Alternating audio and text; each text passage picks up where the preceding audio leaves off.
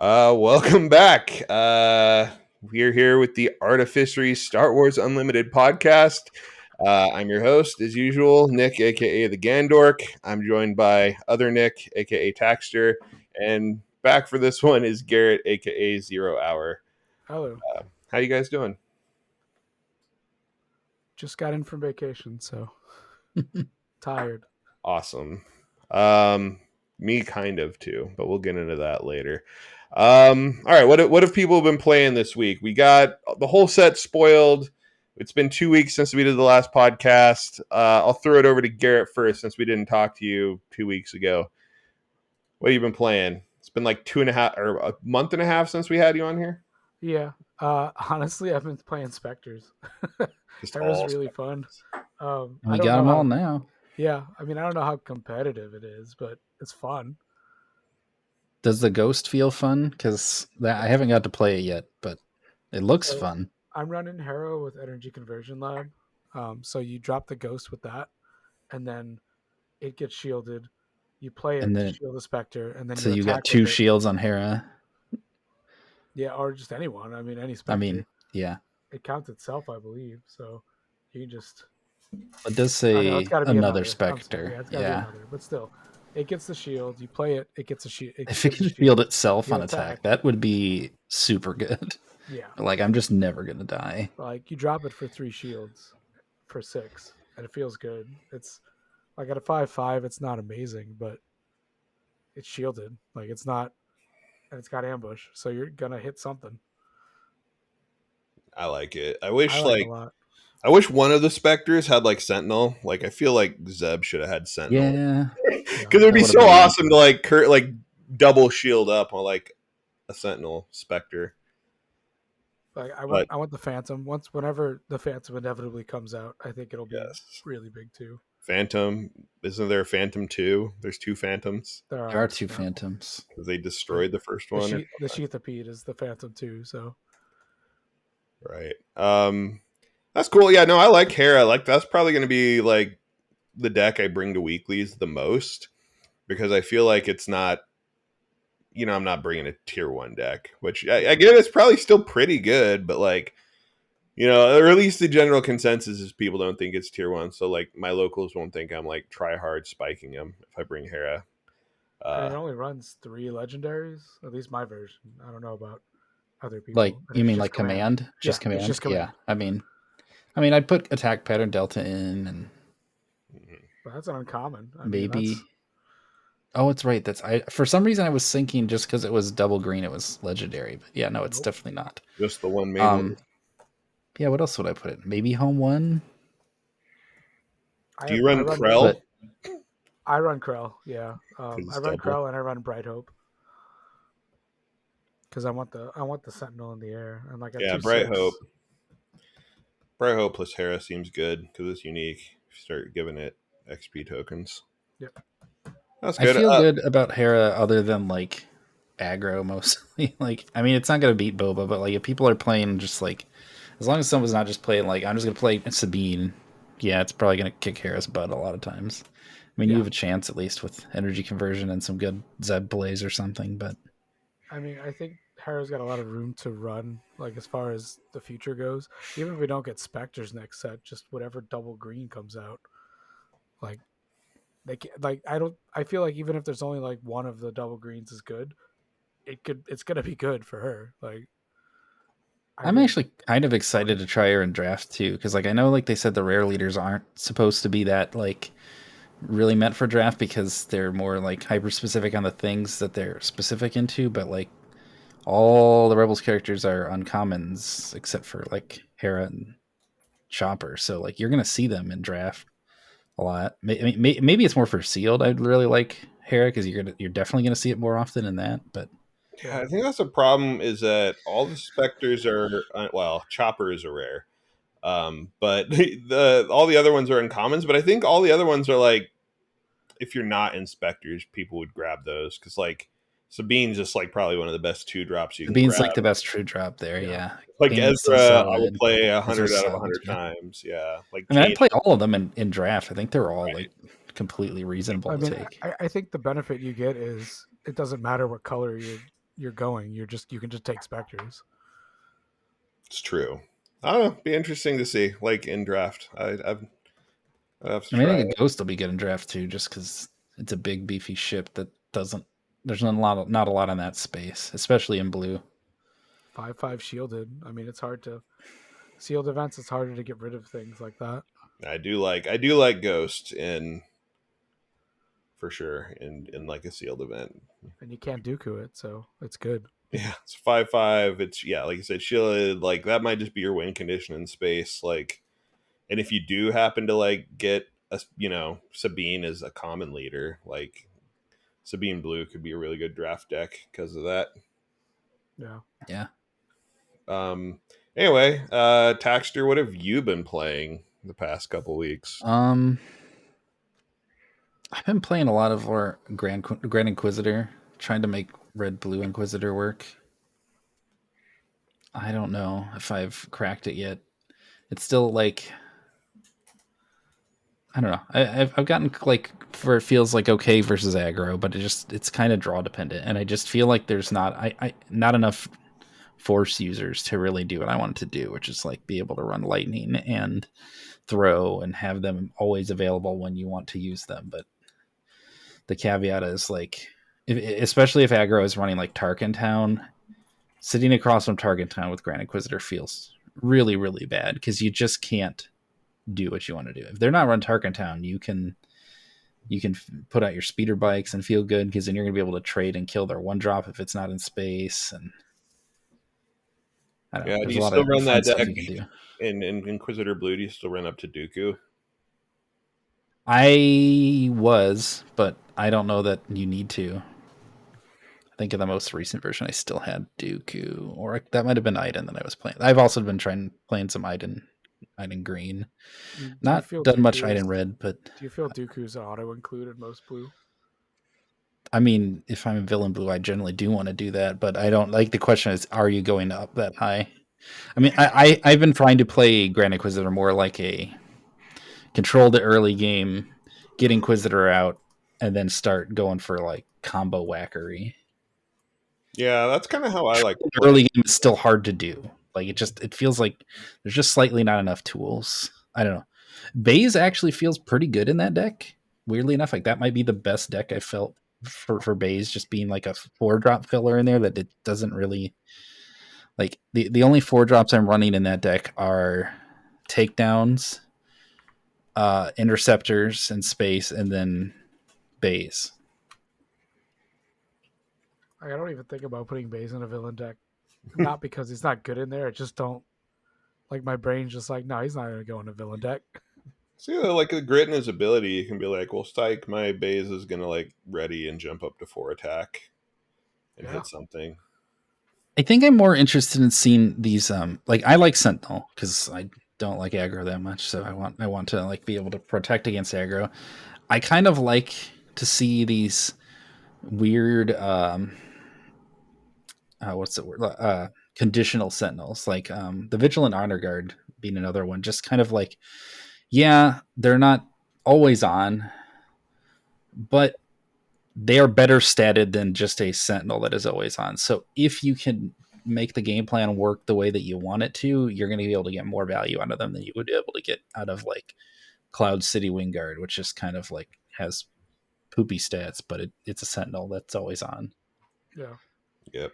No, I get that. Like Vigilant Honor Guards with some healing in your deck to like keep turning the Sentinel back on. Seems like a thing you could do. Or like Royal Guards and Pelp. Get that extra health. Yes. Yeah, no, so that's good. As far as stuff that I've been playing, we'll talk about the celebration here in a bit, but I've played a lot of sealed and draft lately because of that. But yeah, I haven't dug into a ton of constructed stuff. I've kind of been looking into like running updating my Oops All Removal Vader deck, which I think is positioned to be very good now that we've got Bombing Run and Super Laser Blast. Oh yeah, and I haven't honestly like that's kind of what I was doing with Grand Inquisitor, but just I guess I was running up to Palpatine too in Grand Inquisitor. Yeah. But kind of the same thing, like running a lot of removal. Yeah, no, yeah, that Vader deck. It's because you still have to use, I don't know, not as many. There are still more units than Vader because you still need units to do Grand Inquisitor's ability. But Right. Yeah, I I think still like that idea, I the love the super removal laser Vader. blast. I love it. We needed a mass removal. yes. And now there's two. Like I don't know. I think blue red villain can run 2 board wipes essentially. You got the bombing run that's earlier that hits a whole arena for everything for 3, and then you got super laser blast just to wipe the whole board later. Which I feel like, I don't know, if you want to be in control, like blue red villain with those, whether you're playing Vader with a blue base, Iden with a red base, even Grand Inquisitor with a blue base, like those decks give you the tools. And then you have stuff like Power of the Dark Side, Force Choke.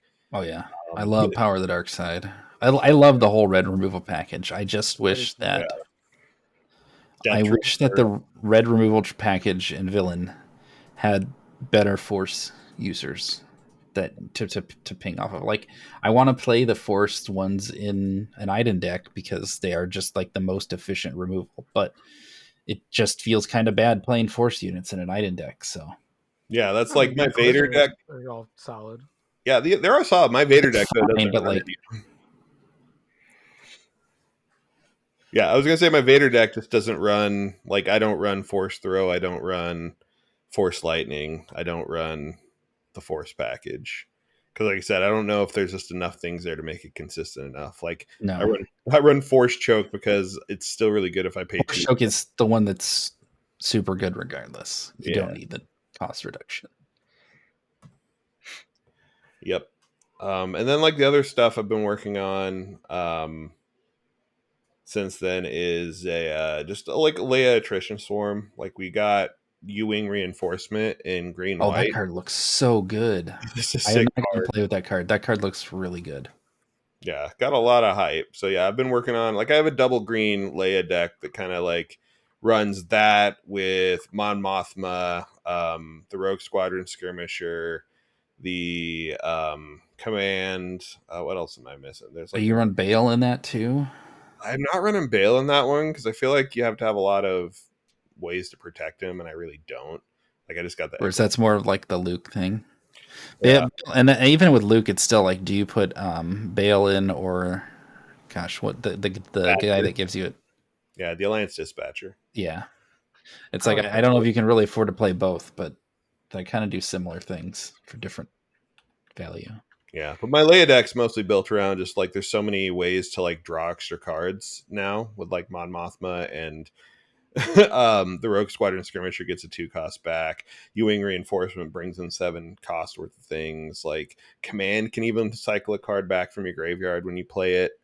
I have Home 1 in there at the top end, which cycles a card back. Like it just feels like I'm trying to see if I can just mass like my opponent can't answer all my things. And I run Attack Pattern Delta in that deck because I'm still a believer in it. So like just get to some point where like they can't answer. Like I'm dropping like 3 units around. What are you playing Tactical Advantage? I am not. I'm not playing Tactical Advantage in it's this just one. bad Attack Pattern Delta. Why play the bad version? Yeah, so let's get to the point where I got like Attack Pattern Delta and they can't answer my board anymore. I like Bale for the same reason I like the Governor. It's that it's a weak card by itself that costs basically nothing that forces your opponent to deal with it. You can't just leave Bale out there. You can't do it. You have to answer. Can he experience himself? No. Okay. He can't. So like I guess if you're killing everything else, he can't do much, but like yeah. If you're playing Bale, you're probably running other things that are scary as well. So you have to answer though. Like I don't know, I got in a minor debate just before this stream on like I think it was Tada was saying like, oh, you play Bale and like if they have other threats, they don't kill Bale. And I'm like, no, I'm pretty sure you always have to kill Bale. Like you just have to. It's the same reason you always have to kill the dispatcher because they're equal power. Do you through a shield though? Like that's the thing. Like with Luke, when it's shielded, you're like, I mean, if you're aggro and they're playing that, I don't know that you still do. But I don't know. I think you still kind of have to. Because like I don't know if you can just like concede letting your opponent essentially play +1 resource up the whole round for essentially a 1 resource investment. And like Bale's the same thing. Like if you give a unit an XP token, it roughly makes that unit like the stat equivalent of a unit that's like 1 cost higher than it. So like Bale's doing very much the same thing as Dispatcher. And to bring in like magic vernacular, like the Bolt the Bird concept has been around forever, which in Magic, that Birds of Paradise or Land of Werewolves was just the concept. They were similar cards to these. Like they gave you an extra mana to like ramp up every round, and like just common I don't know, knowledge or common wisdom eventually has got a point. You have to kill it. Like you will not win games if you just let your opponent play up 1 or 2 resources than you every round. You're just going to lose. Yeah. So even though it sucks to put resources towards getting that 1 drop, you have to. I think that's true in most matchups. I don't think that's necessarily true for aggro, just because aggro can still win so fast that it might not matter. And the question is what are you putting in that place? Is it going to be like big sentinel things? I mean, I guess the thing is like with Luke, there are some really good plays with it. Like with specifically the Dispatcher is like Luke. It's like round 1 shield Dispatcher, round 2 you play the 4/3 Sentinel, and then you shield that. And then aggro is in a pretty gross spot because a 4/3 shielded thing is going to take out 2 to 3 things at least, and that's pretty gross. Or just run them both and drop them both turn 1, and there you go. True. What are you gonna do? Kill them both? On the other plus side, like a lot of the aggro decks have Saboteur. So if you have a Saboteur something and you can just not care about the shield, you need to run it in there. Right. Just kill it and stop all that shenanigans before you lose the game. Anyway, so that's like kind of what we've been playing. So next I want to pivot into, and I kind of alluded to this, the community celebration, which is the big event this past weekend. Essentially, Fantasy Flight Games invited, I don't remember the exact name. It was like 30 to 40 people from various communities, some influencers, different content creators, and they flew them all into Minnesota and basically held an event for them to get a first look at the cards, first look at some of the Gamegenic products. And I was lucky enough to be invited. Sadly, my compatriots here were not, but it is what it is. I'm sorry. Maybe next time. maybe next time if we keep going on this. Like I know at least for me, like they selected me part because being a mod for the communities and my other contributions. So there wasn't any slight towards you other guys. It just is what it is. But I got to go and they hooked us up with way more swag than I thought. We got an It Binds All Things playmat, which from what was told to me, that's exclusive for that event. It won't be given anywhere else. So like only the people that went have that. We all got a sealed booster box that we had to use for like, drafts or sealed or whatever we ended up playing. We got a 2-player starter deck, with everything that had in it. We got a deck pod, a single deck pod. Everybody got the same Heroism white one.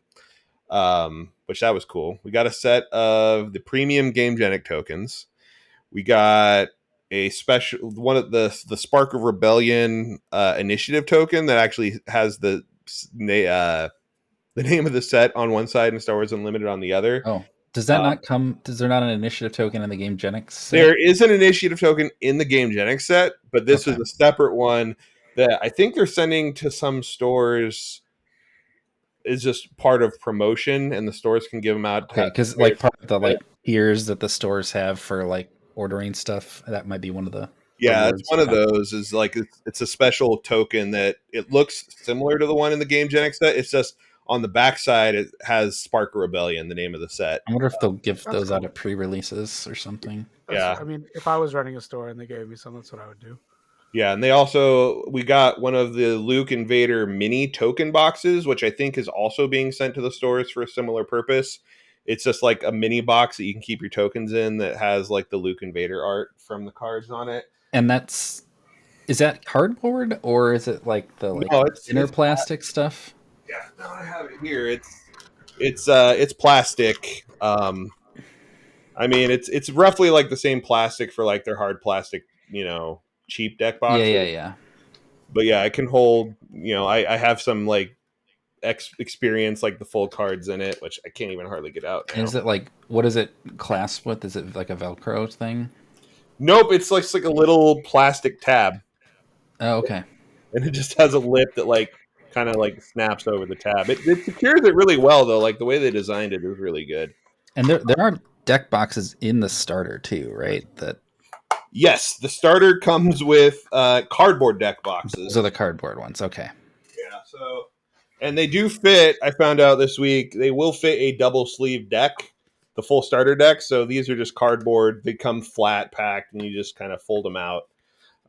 They actually are pretty nice. Will they fit a full deck of clam sleeves? Nobody should be playing in those. No, no, but I did double sleeve with like Dragon Shield sealable inner sleeves, and then just put them in the Gamegenic Art Luke sleeves, and it fits into the box. Which, yeah, speaking of which, they gave us a pack of each of the Gamegenic sleeves. We got a Luke, a Vader, the blue unlimited back, and the red unlimited back. Which the sleeves are actually very high quality. I'm impressed. I don't know if I'll end up using them over like Dragon Shields, and it's mostly because they're not matte on the front, so they're really like glary. But they like shuffle wise, they're fine, and I haven't like split any. They feel like really, really solid quality. But yeah, like they all fit. Yeah, I definitely prefer the matte finish ones. At least I've been using the Gamegenic matte finish board game ones, the clear ones for my board games for a while now. See, I never used double matte, and then I got them. I ended up getting them for Marvel Champions, and I don't want to use anything else again.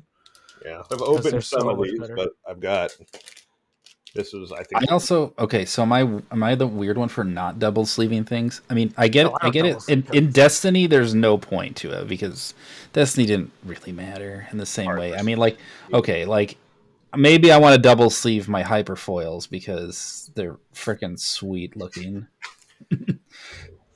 Yeah, I didn't double sleeve Destiny. I haven't ever double sleeve before, but then I started getting this game and I was like, you know what? I'm going to like inner sleeve my cards and keep them sleeved up in the binders that I put them in, and see if it takes a little bit better care of them when you get some nicer stuff. And like the card quality on these is like way nicer than Destiny's card quality. When we were there, we talked to them, and they're printed by Cardamundi, based out of Dallas for the U.S. ones, which is the same company. They've printed Magic products for years. And I'd say these cards are like on the par of what you'd expect from like Magic quality. And like if you're familiar with Destiny, they weren't on that par. They were very cheaply printed, and you could like feel it. So these definitely feel like a lot better quality wise. And I don't know.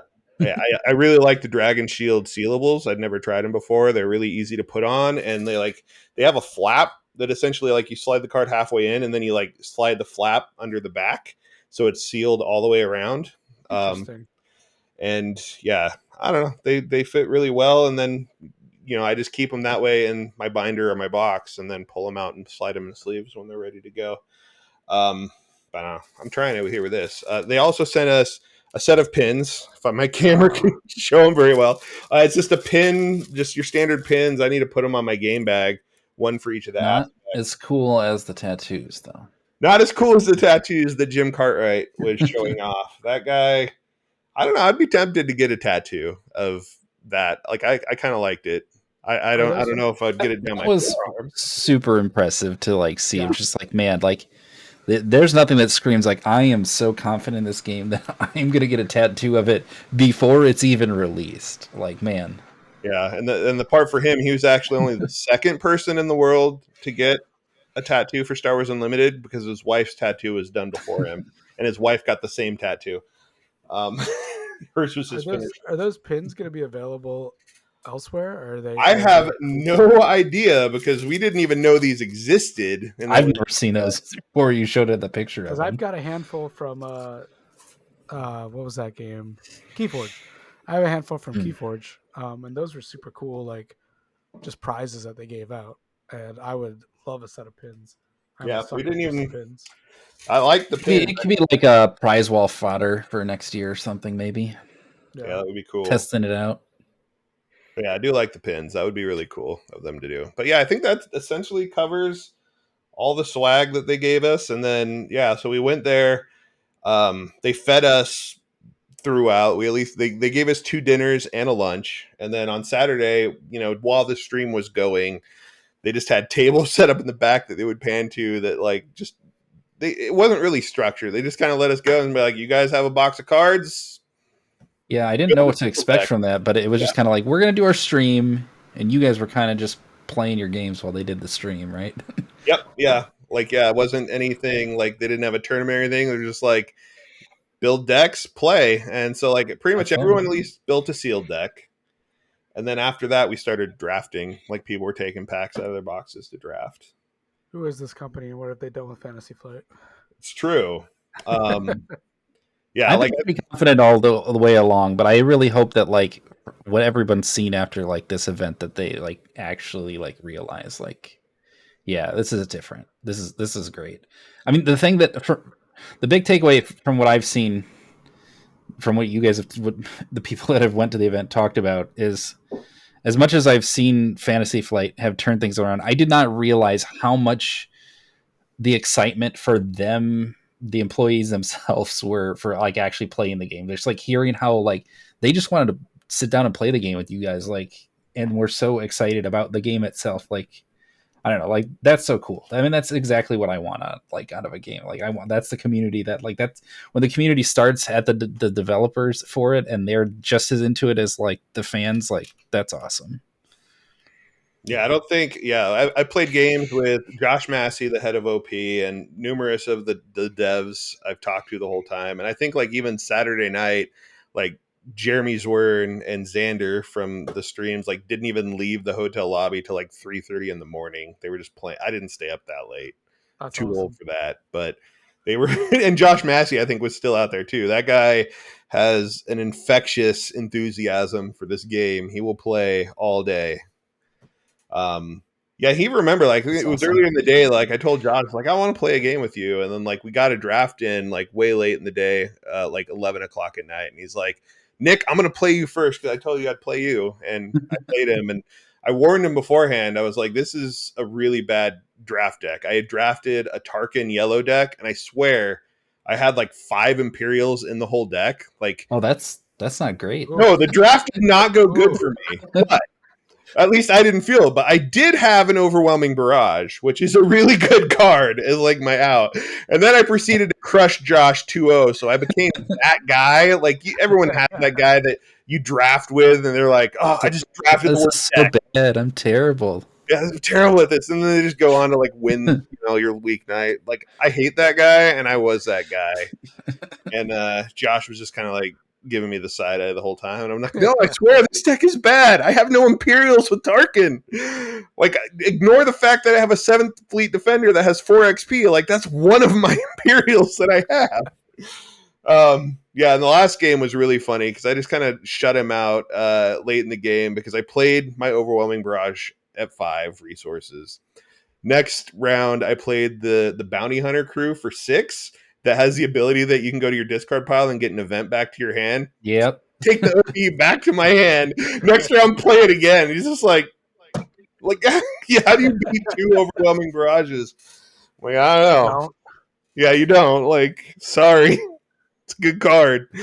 But no, like I lost overwhelming barrage earlier. The only games I lost all weekend were to Mike Rudin, Rebel Spy, uh, in an earlier draft. He drafted a Han Green deck, and he beat me in 2 games with off-color overwhelming barrage. He would like Han ramp into it and then just wipe my stuff.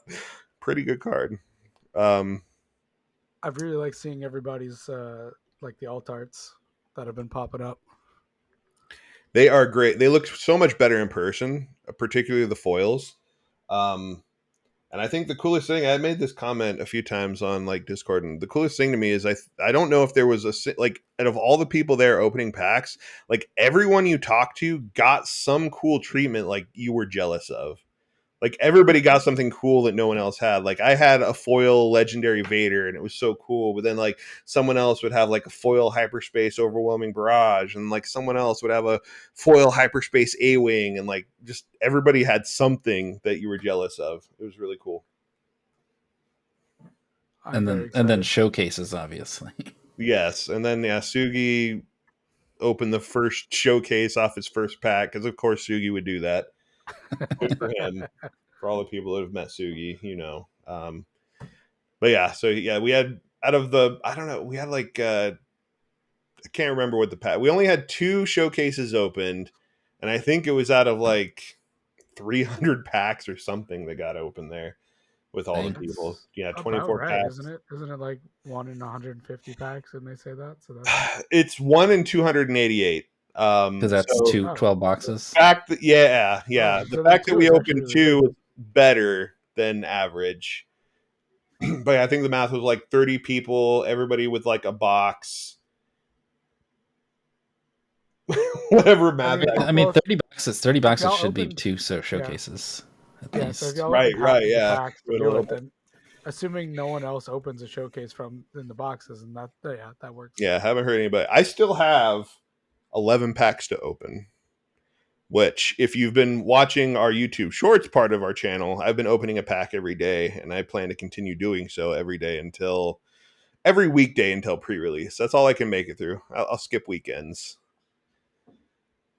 So far, my polls have been so-so, but still hoping there's a showcase in there somewhere. Probably not. You never know. You never know. Unless the math works, so then you do. Yep.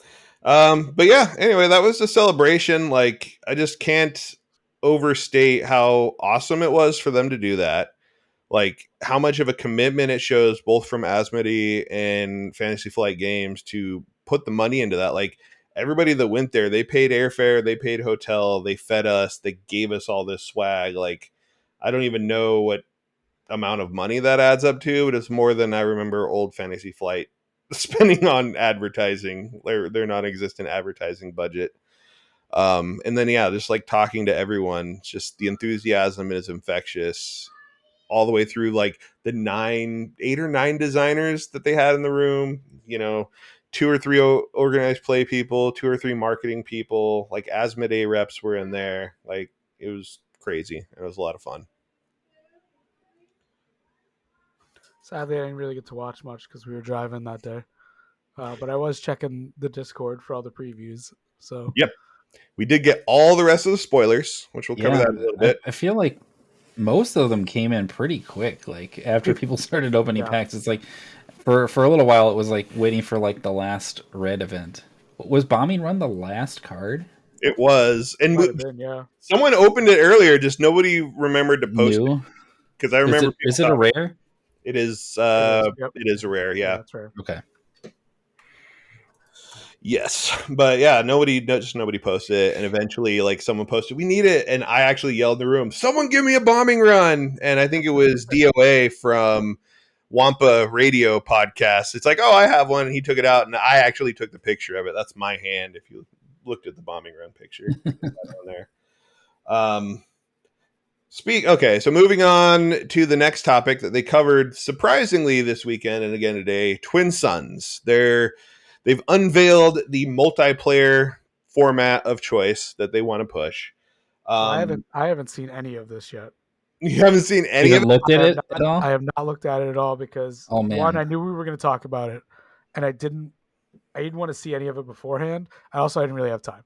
But all right, it's just kind of like Commander. Yeah, it's kind of like Commander. I'll give you a high level breakdown. It is ideally for a 4-player free for all is the format.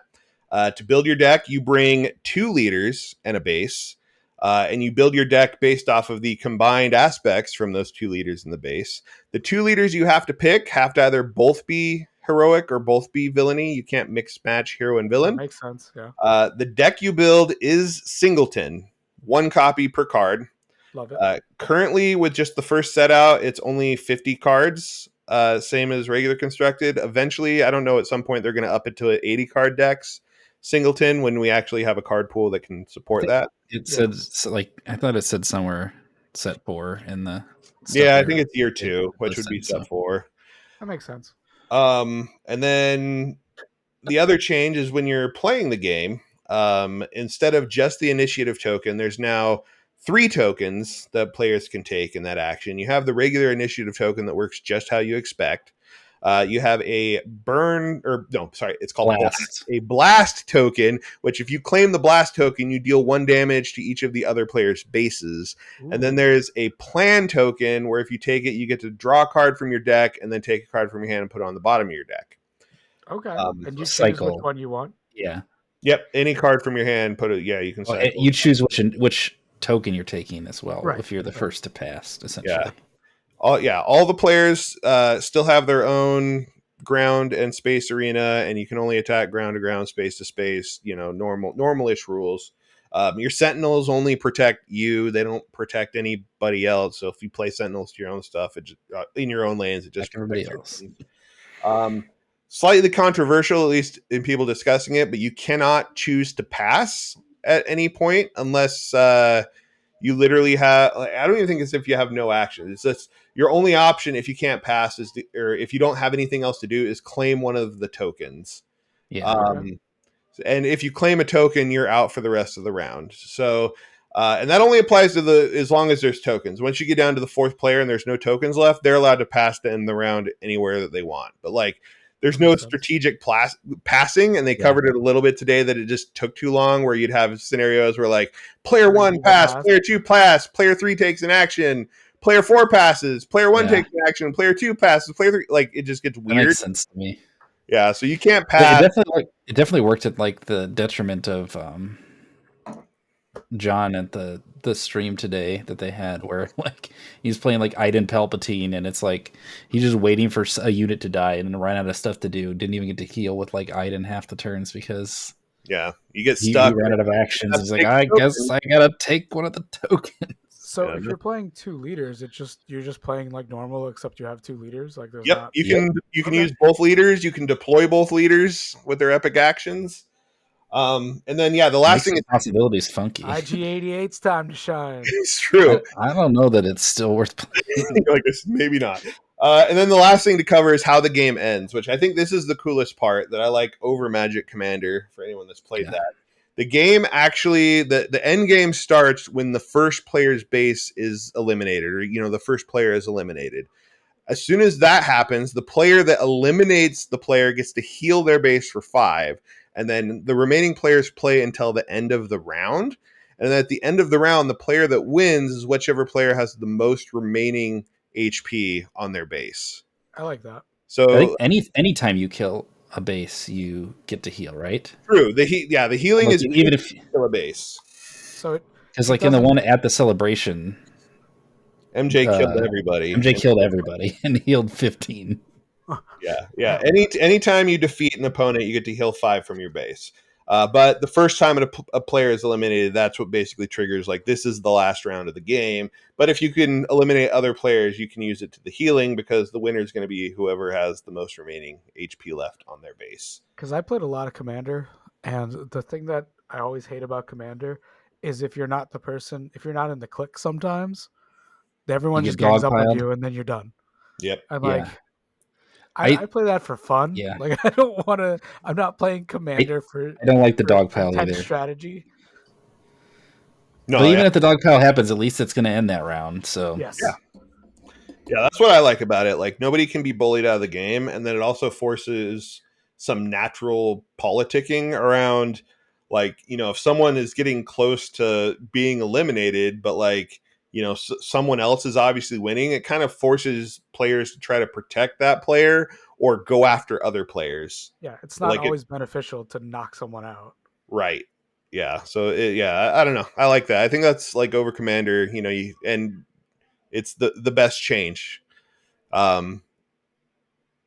And then, even the game they played today, I think the other thing compared to Commander, they played a game on stream in 40 minutes. Yeah. I mean, they ended by round 5, so it was a fast. True. Because it was, I think it was it might have been round 4, because I'm trying to think. It was the round that Han came out. Han and Cassian, Xander's Han and Cassian, and they just like cleaned up with that. But No, it was around 5. I'm pretty sure it was around 5 because I is it? remember. It wasn't pitching a card to get Han No, out. I remember John had 6 resources left, and I was trying to think if he could make it to Super Laser Blast, and I was like, I he think still he needs ramped though. I'm not sure. Maybe he But didn't. I don't know. anyway, compared to the slogs that Commander can be, if you can Yeah. finish a game in an hour with 4 players, Yeah. that's a huge bonus compared to like 2-hour games of Commander where someone got eliminated in the first 20 minutes and he can't even join another game. Not just that, the nature of the game itself too just allows much more interaction because you are just taking one action and it's coming to you versus be like, Right. oh, it's going to be 15 minutes before I get another turn here, especially after the first few turns. You aren't waiting for the combo jerk to go through his 15-minute turn. Yeah. Or 3 of those people before it gets back to you. And that sounds great. I like having Singleton. Yeah, like it's a gonna be format. nuts Yeah. with way more cards. Oh yeah. But I like a format that doesn't require you to spend a ton of money. Like, Mm-hmm. and I mean, I don't just generally math wise, I don't think this game will, even with the really good decks because of hyperspace and all the variants. But only needing one is a lot nicer than needing 3 Yeah, of something. and that actually is. I feel like that's the other like part that's gonna be really fun in the multiplayer is that you're not gonna have 3 copies of your hyperfoil legendaries, but you might have 1 copy of one. And it's gonna be fun to bring it. It's gonna be fun to basically make your bling deck for Twin Suns. Twin Suns. Yeah, I might have one aggression that one Altart aggression, and it's going in there. That's what's gonna happen. Yeah, I think it'll probably, for me, it's going to end up to where I'll have a Twin Suns deck, but I'll probably buy cards specifically for that. And then have like a regular playset collection for like my constructed stuff. I think that's probably how a lot of Commander players do it too, at least if they're still invested in like standard or modern. Like you just buy I'm the not card. sure that I'm not really convinced that I'm gonna get a full play set, but we'll see where we end up. I just have no idea what the odds of it all is gonna be. I know I'm gonna. I mean, I'm It's gonna not get Destiny. It was way easier too, I think, in you only Destiny. needed 2 in Because Destiny, and it was half the cards. and there was the guaranteed amount too Right. of each box, so you kind of knew. It's But like I still once think, you're at a certain amount, that's like pretty much you had the set, but with a little bit of trading. but I still think with all the different variations of the cards, getting Yes, 3 legendaries that are just the normal ones will not be that much unless I something's agree. I think that that will much drive the better than price everything. down, and that's exciting to see that. Like, I think like having that extra level of rarity does that, and I don't know how common that is for other games. Like I've not believe played a that's how lot of other Pokemon stuff. does it. That's how it works in Pokemon now. Like you can build a high tier competitive Pokemon deck for not that much money because everyone wants the Right. variants. Yeah, Pokemon decks, like the top tier decks, are like $50 to $80 to buy them all And I singles, mean, kind of thing. that's 4 for a playset. Yeah, but that's because Yeah, that's not everybody bad. wants those bonus cards. But yeah, I think the same will be the same thing will happen here. I see. I'm totally pulling it out of my ass, but I think like top level like Vader legendary, Luke legendary, like I think they probably settle at like $20 to $25 for a copy for like for those for the standard variant, like, and then you're You gonna don't have. think anything's gonna hit like 40, 50? I I mean, mean, maybe maybe at the start, but first, like yeah. not settle on 40, 50. I Probably don't. not. I don't think anything is going to settle on 40 or 50. I think even legendaries are going to be just the regular treatments are going to be not like the way that you have to divide up like cards money wise. Like the foils and the hyperspaces have to be worth more, and the foil hyperspaces you can have both. Yeah. Which is kind of naturally pushes down the cost of the legends, and I think you're going to get people. Hopefully, I think like the showcases are going to drive people to open a lot of product. And if people open a lot of product, that's going to push prices down too. So I mean, we'll I'm pretty see. sure that's how it's working in Lorcana as well. Like it's the same kind of thing. I think Oh, with like the enchanted rares or whatever. Yep. that's how most I think TCGs have gone to because they want people to have the decks that can compete because then you have more people playing, and then you have the people who need the fanciest cards will But buy them. Lorcana doesn't have anything else other than that, though. Like, right? Like that's the only I think I don't know rarity. that much about it. They don't have foils or like the full art stuff. I think they At just least I have don't all think there's cards. foil. No, wait, are there foils? There I might be think the foils. I don't enchanteds remember. are foiled. I The thought. enchanteds are, but I'm trying to remember if there were regular foils. I don't know. I've not. I played it at Gen Con, but I haven't really done much with it. So maybe Anyway, there are other stuff. enough about Lorcana. Let's talk about final spoilers before we get off here. Like we got the last of the cards. Um, I'm just gonna do kind of like what Nick and I did last time. Just pick you, and you get to pick a card, and we'll talk about it. And since Garrett wasn't here, I'm gonna pick Garrett. Garrett, pick one of the cards that came out, and let's talk about it. Oh, let's. I mean, let's go Super Laser Blast. That's a great one to start with. Mm-hmm. Obvious choice. Give us your thoughts on Super Laser Blast. Love it. It's amazing. I wanted as someone who has been trying to figure out something, another tool for Thrawn and Krennic. Um, there it is. Like that's what I need to not get overwhelmed. The hard part is getting to 8 resources. Yeah, I But mean it's a thing that can turn the tide versus like a Boba deck, yeah, like you, which is I pretty think big. it's good. Like I kind of wish it was neutral and not villain, but Villain, obviously it's the yeah, Death Star. It makes sense. Um, but I love it. I mean, it's the card I wanted to see. I needed a board wipe. Yeah, a lot of people have been hoping like, is there a board wipe in here somewhere? And yeah, I feel like it is the quote unquote final nail in the coffin to the Boba decks, at least in the control matchups. Because mm-hmm. like Boba's whole shtick is like he gets this like resource bloat in like the middle rounds, particularly around like when he flips. But if you survive long enough to get to 8, like this says, I don't care how many extra units you manage to play with all these extra resources. We're going to reset the board, including your leader, and we're going to start from scratch and play a fair game, which I think is going to be game over for Boba most of the Like time. the fact that it hits leaders too is why it's Yeah, as good as it is. Because Yeah, that you could get have easily been defeat non-leader units, and it wouldn't. I don't think it's worth 8 for that, honestly. no, But knocking out leaders is super worth it. yes. But yeah, I think it definitely finally makes control a real archetype because I think you need that kind of card to be able to like play a stally control deck that can make stall plays just to survive. And without that kind of board wipe, you're still kind of having to play like I need to keep the board even and trade. Can't get too far behind because it can't reset. Anyway, good choice. Let's go over to Tack. What's your choice? What card do you want to talk about? uh,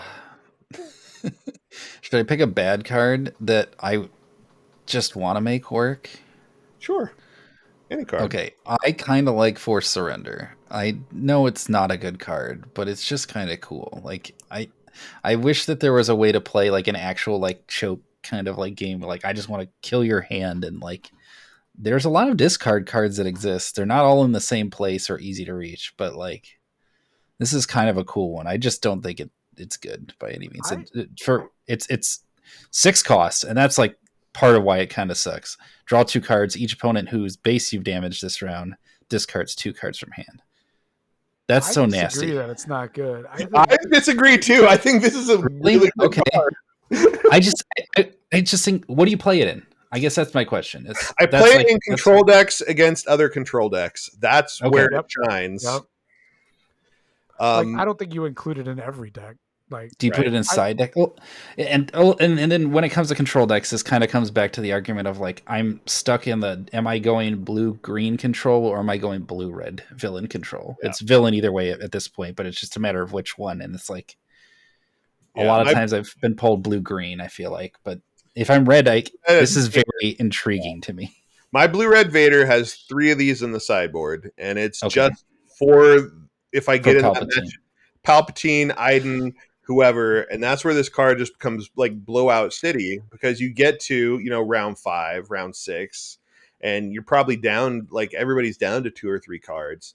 but like it's probably going to be like the late game bombs, the closers that both of you were Yeah. holding. And if you just say, It does I'm seem going like to it could be pitch you blowout. 2 and I'm going to draw 2, and Yeah. it could just win you the game for 6. Like I pitched your freaking Dooku and your Super Laser Blast. GG. Like, Okay, well, thanks for the validation that it's not as terrible as I was like, I think this might not be good, but I really like it. It's cool. it's very niche. Like I don't play it against aggro because Oh. who the hell cares? I Yeah, probably no, don't it play it doesn't against matter. mid range.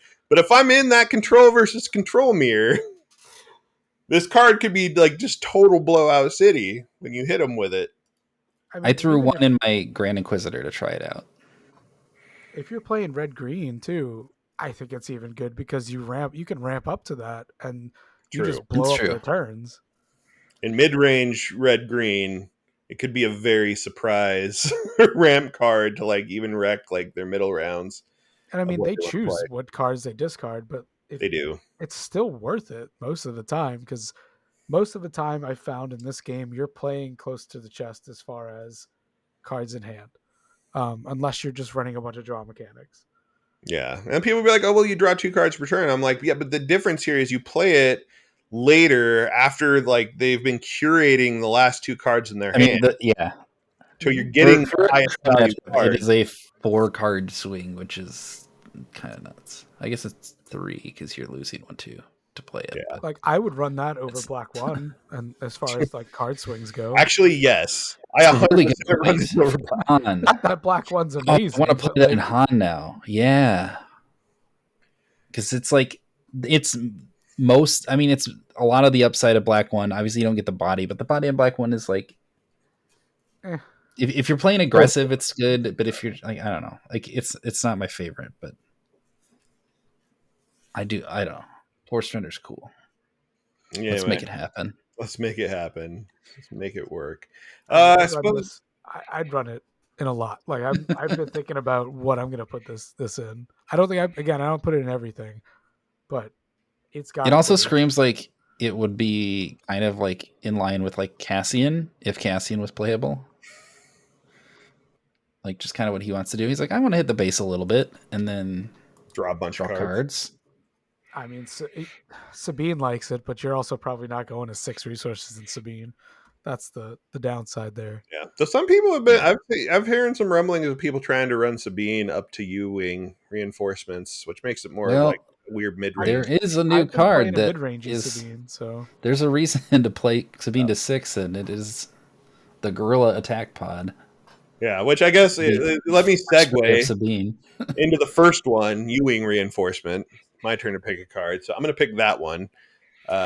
Which that's the green white 7 cost event. Like it's up there in the top end of green white's curve now, but it lets you search the top 10 cards of your deck for up to 3 units with combined cost of 7 or less and play them for free. So you're basically searching your deck for even resource to unit cost, and I think this card is bloody amazing. And we'll define like green white. Like I think any of the decks. Like if you're playing now green white, you're looking at this. 7 cost, is that printed cost or is that effective cost? It is printed cost. So like if you want to whip a Vader out in your hero deck, I don't know what good whipping Vader out and looking through your deck for 10 cards for villain cards would do in your hero deck. But yeah, you could play stuff out of aspect. I don't know if I would. I don't think it's there yet, but that it's cool to see that like, well, maybe we got our first like really cool combo piece. It's something to think about. Yeah, and there's so many combos with 3 units and 7 costs that you can set up awesome things like fighters for freedom and some red cards. Do that kind of stuff. Like and then you choose like the order that you play them, so then you can trigger them all for the other ones. Exactly. Or you could do things like I grab my Spec Force soldier and turn off like your Sentinel, and then here's a Fleet Lieutenant to attack with my other unit for +2. Like all in the same. I don't know. There's like an unlimited. Haha, that's the name of the game. Number of like ways that you can combo cards that you search off the top, which I think is really cool. I'm really interested in running like a mid-range Leia type of deck, and I'm curious as to where we end up with that one. Anyway, really cool card. Back to you, Garrett. Pick a card. Any card. Oh man, I mean, we'll stick with the same theme and go bombing run. Yeah, that's a good one to talk about. Why you like Bombing Run? I mean, it does what Super Laser Blast does, just not quite as good, It's and true. can help you more potentially because if you're basically all in one arena, you just wipe out the other one. It helps. I mean, it gets rid of shields. It's good. I mean, 5 costs to do 3 damage is kind of iffy, um, but I don't think it's awful. And I Like the think, best anti-aggro card, I think.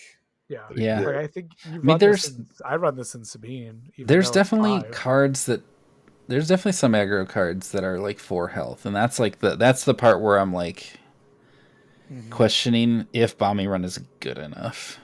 Just because it's That's like where I'm at once too. you're at the point where like you got Saw coming out if you're playing mono like Red Sabine, or you got K2SO on the board, and it's like it doesn't kill K2, so I'm gonna take a bunch of damage. Like there's just like some weird lines. Like to me, like the best use of bombing run is the like, oh crap, I don't have space units and they have red 3 and 2 A-wings, kill them. It's Like great against that's the that. best case. That's what it's for. Is for the space swarm. And likely you're using it because you just don't have that either. But Yeah. just a lot of the stuff that aggro runs in the ground, I feel like by the time you're at round 5, it will be hard to get a lot of good value on it. So I think it'll be mostly for space. So But yeah, good card. Texture, you want to pick a card? um let's see. Bib Fortuna. Bib Fortuna. Oh, that's one that Probably people have a not new. been talking about, but go for it. They haven't been talking about him. I haven't heard like anybody talk about Bib, Oh, but I mean, go for it. he seems sweet. Another tool that Boba probably doesn't need. I mean, Thrawn would like Bib. I was Oh thinking of yeah, like, can we do like a Thrawn Bib Jabba deck and then go with the whole tricks package for that Thrawn to try to loves Bib. survive? Bib's cool. Kind of like it's kind of like that play of like the Bale and the Dispatcher, but for villain yellow. And he comes shielded, so you don't even have to play Luke. He costs 2 instead of 1, but that's completely fine. I like that. That's if those other guys cost 2 and came with the shield, you would definitely play them still. So probably even more. Um, but He's yeah, another Bib lets card you you play have to event deal for with. -1 once around. What was that, I think Garrett? he's gonna be kind of nasty in Boba. He's another card you have to deal with, like another cheap card that you can't just leave out there. Yeah, at I least think he's he's restricted to less just strong. events, but yeah. Yeah, I think he's less strong than like Bale, but he's real good. I mean, reducing your event cost by 1, especially in something like Thrawn, you have to rethink kind of everything about the curve that you're playing against. Let's just bib into 7th Fleet Defender into round 3, overwhelming barrage. Boom, you've caught back up. Yeah, That's pretty solid. Yeah, no, I really like Bib. I feel like he's not getting hyped as much as some of the other things. I don't know if he goes into Boba necessarily. I mean, you can do Boba, but you're kind of like reworking. Like I feel like you probably rework into a more event package with Boba. But a lot of what we've been seeing with Boba Green lately has been more like Yeah, Boba likes unit to play the centric. board, like with Yeah, units. Boba likes for the Like board. if you're playing the board, like Bib Fortuna's not helping you play the board. And like the other thing I think interesting about Bib is like thinking 2 or 3 sets down the line. Like I don't know if we have enough events to really like fill out a deck with events in this set, or like have an event. Like we don't really have an event win condition. But I think in Mm-hmm. like 2 or 3 sets, just to have this like event battery, like when your deck is all of a sudden like 90% events, yeah. could be really interesting. I mean, an important thing also with Bib is you can use him to play the double aspect cards Oh yeah, for 1 less. I mean, I that's have seen some of good. that talking about like Bib kind of makes Cunning playable in green Yeah, yellow Bobo or Thrawn without mono. Like, yeah, Cunning is good enough that I would pay 5 for it it's not necessarily As that I want to pay 6, but 5. I mean, as someone it's who was determined to make Thrawn work, I like Bib a lot. Yeah, I think he's good there, and definitely probably is going to see him a lot more in Thrawn than Boba and that kind of deck. My next card I'm going to talk about, we already talked about briefly, the Gorilla Attack Pod, or Sabine's Fire Spray, as it's yeah, starting to be known online. I don't like, it's a 6 cost 4/6 with grit, and then when you play it, if a base has 15 or more damage, you ready it, and that's your base or the opponent's base. The weird thing to me, like, people are putting her in Sabine because Sabine's damaging your own base. I don't like all the aggro Sabine decks I build don't go to 6. So that's a little weird. But then, like you said, like, there's some of these Sabine green decks that are coming out that go to U-Wing. And Gorilla Attack Pod is like, it does the same kind of shenanigans Fet's Fire Spray does with Energy Conversion Lab, where you can Energy Conversion Lab, play it, ambush, and then still ready it after you do the ambush attack with the Wind Plate ability, which seems really good. It's just less aggro. Um, yeah. but 15 is like not that hard to see. I feel like Especially since by, it's by, only by a the 10 6 off. resource turn, I feel like that's gonna happen. Like, I mean, that's gonna happen versus any. I mean, I'm trying to think of like, because there isn't a lot in the way of hero not aggro in red. I mean, you can do like red blue cheer it as not aggro, and this would feel kind of good in that as a 6 drop. Be like, okay, maybe I was losing, but now I got this big old tank that's gonna come in and help I clean mean, up. I have a red blue Sabine that's like a mid range. I have to revisit since a whole bunch of things have come out since Yeah. I built it. And I would put that in there. It would be really good in that deck. yeah. Okay. Oh, The I only thing I forget. say is, what is that card? I do not remember the whatever that attack pod is. That art does not look familiar to me. Is it from Rebels? It's a good question. I don't know. I don't either. I feel like for something that feels that boss, I feel like I want like a better theme behind it. That's my only Need complaint. Tyler on here to explain to us what the art But brief was. Tyler, why I mean, it isn't looks why kind of wasn't like this like in the beginning of Rebel Season 2, whenever they introduce Rex into there, they're on this like walker thing that kind of looks Yeah. like I that, don't but think it's that. That looks smaller that than looks too that. No, small. Yeah, it's the all-terrain attack pod, the ATAP. That's what it is. Nicknamed the sniper tank. I'm looking at the Wikipedia page. And it was used in the Clone Wars and the Imperial era. yeah, that Galactic. is what it is. Yep. ATAP. Um that's what it is. I don't know why, It's like, in Episode 3. yeah, it's a Clone Wars era thing. I Okay. don't know why it's a rebel in this game. Doesn't look like it showed up as a rebel unless there's some other. Well, it's the Gorilla Attack Pod, so obviously they stole it. Yeah, they And commandeered using it. it. That's It's why I was like in wondering, was this like, did they hijack one of these in Rebels at one point? Because I it's just don't in remember. one of the issues of the comics, the 2020 version, which Okay. takes place after Yavin. So I guess that's why. Maybe that's it. It was Yeah, in the I game mean, Star Wars Force Arena. That was not a good game. I don't even know what that is. It was like a Is that a mobile game? mobile game. Yeah. Oh, well, never mind. Yep. Anyway, on that note, we're just over an hour, so We haven't talked about the Corellian freighter yet. Oh, it's surprisingly solid in It's not draft and bad. limited. It's actually not bad. Like, if you're drafting, I'll take a 5 cost 4/4 Sentinel all day. I think I look like, isn't it the only 5 cost ship? Period. I mean, Ghost is a 5 cost ship. No, it's not. It's 6. Ghost is 6. Wait, Ghost is 6? Shit, Yeah. never Yeah. mind then. It I just might want to say be. it Yeah, looked Ghost kinda is 6. goofy. I don't think there is a 5 cost ship. It's weird that's It's weird that Like that's the what line. is the Corellian freighter? What is that? It's a knockoff it's Millennium Falcon. Falcon. It's the yeah. generic version of the Falcon. It's a generic Falcon. I don't know. The unmodified Falcon.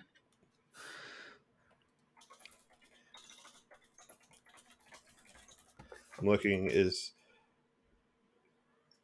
I can't find. Oh, come on. Show me. I also saw in the Discord someone said that the set 2 starters were Moff Gideon and Yeah, they did like a Mandalorian? preview at the Is end that of the thing. okay? I didn't know if that was just a guess or if that was a No, confirmed thing. They just there's showed the art, and they art. We said don't that. know anything else. Yeah. I thought they said it was a starters. So Well, I know. Didn't they say that set 2 was like the whole? Was that Shadows themed of around the that more or less? something.